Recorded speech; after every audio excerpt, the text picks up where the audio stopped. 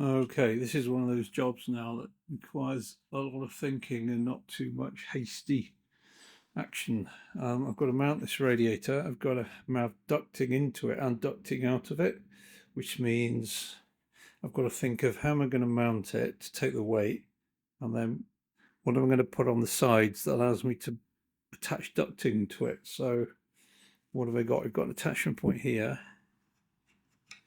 and then it's sort of strengthened along the bottom with these bolts here, so it can rest on something. So a piece of thick steel angled along the bottom, maybe. I'm going to make some sort of frame go around there to hold it. It's going to be leaning forward at a slight angle, and then this whatever I put on the sides here has got to extend a bit so I can make an aluminium kind of duct into it and out of it. It's not perfect, but it is made of brass. Now the guy at the radiator shop, and I've seen this online as well, saying that the brass radiators cool better than aluminium ones. So if you can kind of save your brass radiator, it's worth doing. So, I mean, some of the fins are a bit bashed here. Obviously, it's fallen into the cooling fan at some point. This is not my fault. Someone whacked it there. It did actually work. If you look at my engine video from early on, the engine was running. It was leaking, but only a little bit. Surprising, looking at the damage. The front's better. I'm not quite sure if this is a patch or it's some sort of branding, like it was reconditioned once or something. I don't know what it is, but I don't want to take it off. I've made a model of it. It's only flat at the minute, but I might make a proper 3D model of this. But you can see, when you get the idea, I'm thinking of having it at an angle, a bit like that. Yeah, so air comes in my top shroudy thing. There's a big hole here. It goes down through the radiator and then down through my duct system under there and out of the bottom of the car, making sure it just misses my alternator pulley. So if you remember, I've got this ducting system. There we are in all its glory. I've got it here so I can admire it now and then, but you can see the air will come out under there and out the back of the car, in theory. I don't know if it's going to work, but I'm going to try it. And that way I keep my firewall. If you look at some of the old belly tankers that had a radiator, they just shoved it behind the seat and air sort of came through the cab and then went through the radiator.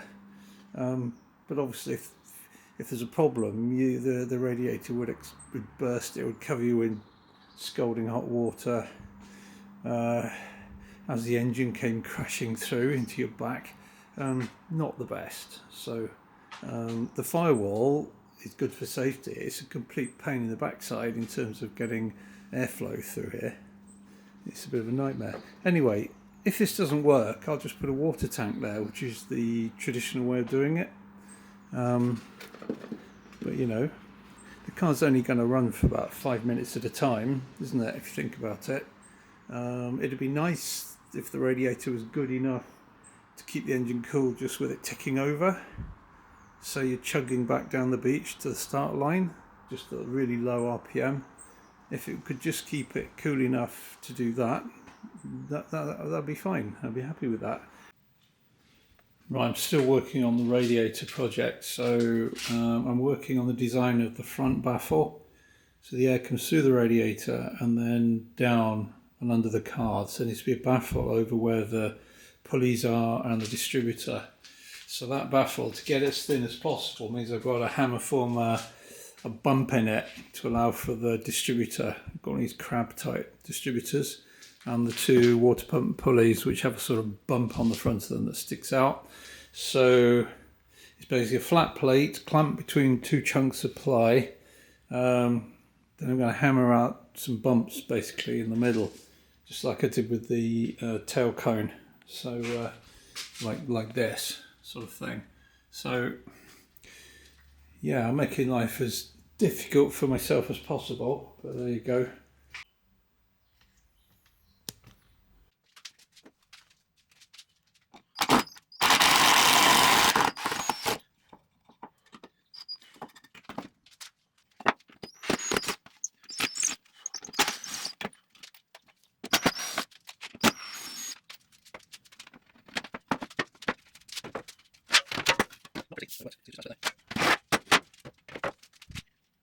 I'm trying to get this panel, because the radiator is going to go at an angle there, and the air is going to go down here and then under there.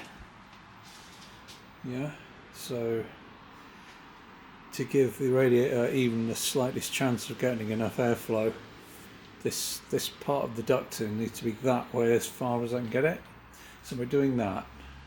You see, there's the end of the crank, water pulley, crab distributor thingy. There's the fan bolt. See that? If it was fixed there, that could work. Bit unconventional, I know, but you know, needs must. It's not that pretty, but it works. Today I'm going to attempt to at least roughly fit this radiator. First thing I had to do was, although it's made of brass, there's like a steel band around the side here. This is steel, this mounting, and then there's steel under here. You can see they've riveted it here and here. I think they're rivets anyway. And then they came together and came out, and there was a bolt hole. Now that won't fit, unfortunately, between my two diagonal tubes here. Okay, at the bottom. So I've trimmed it off, and of course this one, the piece that came out like that, I cut it off, and this immediately sprung apart because it's just kind of gripping the radiator all the way around. See this part's steel here. So I had to work out a way of sort of clamping it together and welding it. It's quite hard to weld because there's 80 years of gunge and goo and tar and God knows what on the back of it, which of course you can't clean. So I worked out with this side, the secret was not to cut it, it was to put a sliver of flat bar down, weld it there and there, then cut it off, then weld it up there and there, which is why they're slightly different. But anyway, they'll work. So I need a mounting for this, because you remember it's going to mount on some sort of thing here, which will take most of the weight, and then it's going to slope forward a bit. So what I've done is I've temporarily tacked on this little piece of metal with a hole in it, so I can use a wire to support the top of the radiator and move it different distances back and forth. And then I'm going to clamp the bracket from underneath with G-clamps, just for now. Mount the radiator exactly where I want it, then put the body on the top and check that it goes on. What I've done, I've made this out of sturdy steel angle, and this will bolt to the bulkhead. That angle there is 30 degrees, which I measured using that gadget. Do you remember I've got there with the pointer on it? So the idea is this kind of fits under there like that, and I'm going to use a strip of foam to support the weight, and I've just cut a strip of this foam you can get for putting on your garage floor or inside your camper van or whatever. It's quite a dense foam, but it's got a little bit of give in it, so it's going to be a little strip of foam under there supporting it front, rear and mainly underneath. I might bring some ears round up here later.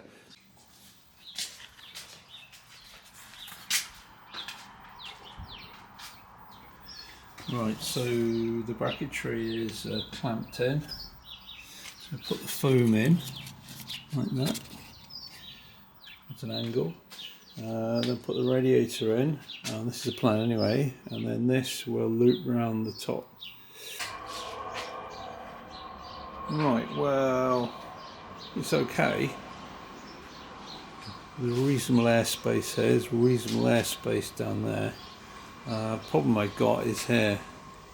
They're gonna be very, very close. So the options are, well, the options are have the radiator back a bit, shorten these and have a tight 45-degree bend hose here and then round, or since these are, I think they're soldered in because this is brass, these ports, have it remounted at an angle just coming out at 45 degrees. That would work as well.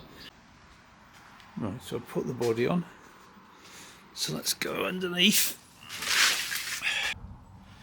Right, now there's some good news here, because look, I can lift this side a good inch where it hits the body.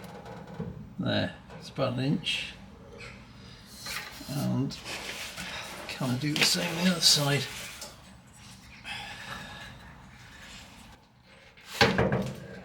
Yeah. Right, I've raised it a bit, and now when you put the body on, it literally is touching here, here, here and here. So that is really the absolute limit. That's not so bad. These pipes, once this belt's tight, these pipes will just clear it. I may have to cut them a little bit back. I might have to put a little rubber hose with a curve in it, like that, but it will clear it. So, yeah, getting there. So the next thing is to tidy up the lower mount, put some like edges on it which come around and cradle the radiator so it doesn't rattle sideways. Just done a massive load of welding. This is a mixture of MIG and TIG. So this is my bracket, you see. It bolts to the bulkhead, and then there's a 30-degree slope on it for the radiator with the foam pad first. So we put them on there, so you can imagine it. Oops, goes on there like that. So, sorry, more like that. And then you've got these bolts, and onto these bolts we have these structures. So that bolts to there, this runs up the side, the captive bolt thing here there will come through here and be done up. Remember, this side of the radiator slopes forward, so suppose that were to break off or work loose, there's this which stops the radiator falling into the engine, and the pulleys, just as a backup. There'll be a strut from here back to the firewall to hold it at an angle, and then I've got these tap threads here, here, here and here, which the sides of the fan shroud gives it something from these little panels to bolt to. Right, well, this is primed. It's crazy. I've actually got to put these sides on and put the nuts on loose, because it fits when this gets bolted down like that to the bulkhead. The frame rails actually skim these welded in bolts, so you can't get the nuts on. So I've got to put these on first. Right, so it's all bolted in.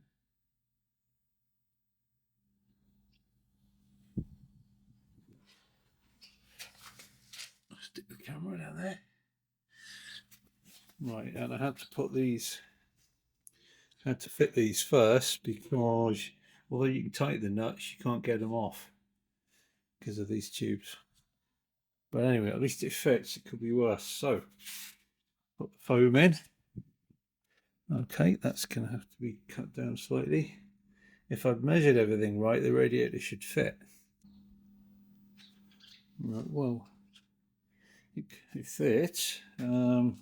These are slightly wrong. You look at that.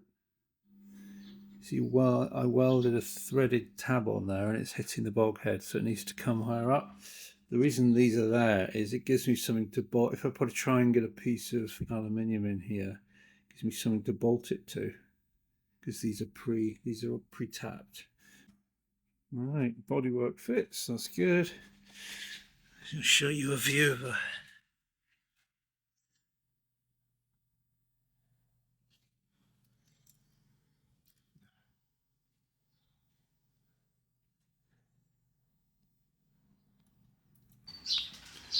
all the birds are going crazy again. Anyway, right, can you see what I've done here then? So we've got this panel. It's now held on with bolts each side. Radiator is being held down in its cradle by these straps coming up the sides, which will be padded, and then these bolts which go into slots in the sides of the radiator. Instead of a piece of string holding the radiator at the correct angle, there'll be a rod which goes from this bolt across to this hole, which means it's easy to adjust it. There'll be a piece of door edge trim, like rubber seal here, which will seal against the sort of useful cooling part of the radiator there. See, all the way along. It will just miss the pulley, you see. These will have to be shortened a touch, and I'll put a 45-degree turn as soon as they come out, and then they'll sort of come around to here. Finally, we've got the underside on. We've got the radiator in. We've got these tie straps things loosely fitted. I thickened the metal. I've welded it up double thick there where the bolt goes through. This metal is kind of springy, so it can move left and right just a tiny bit if it sort of vibrates a bit. So we've got our plenum chamber thing there. Actually has a bigger volume sort of space there than I thought there would be. And then it goes down, you see, into the ejector cavity thing. I'll get my light right there. See that? So the air goes down, then it goes out under there, in theory.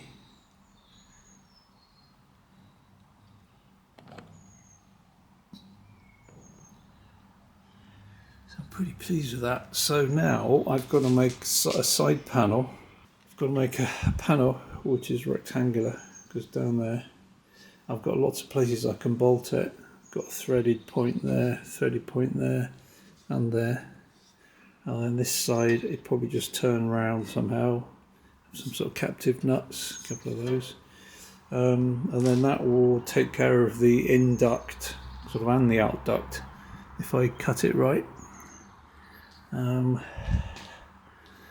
So that's for another day. I've had enough for today, but pretty pleased with that. So now I'm going online, I'm ordering all my 90-degree hose bends and things. I've got to make an S-shaped one there because it's going to go down a bit to that there. And I found a company that's going to laser cut me this alternator mount because I've been waiting 12 days now just for a quote from the company I usually work with. I don't know what's going on. That's not to make it, that's just to tell me if they can do it or not. And I've sent them the 3D files, so I haven't actually got to do any work. So I found another company who gave me a quote within the same day. So it's going to be cut by them. You know, this is how you run a business, I'm afraid. Sorry, guys. Right. I've had enough for today. That's it.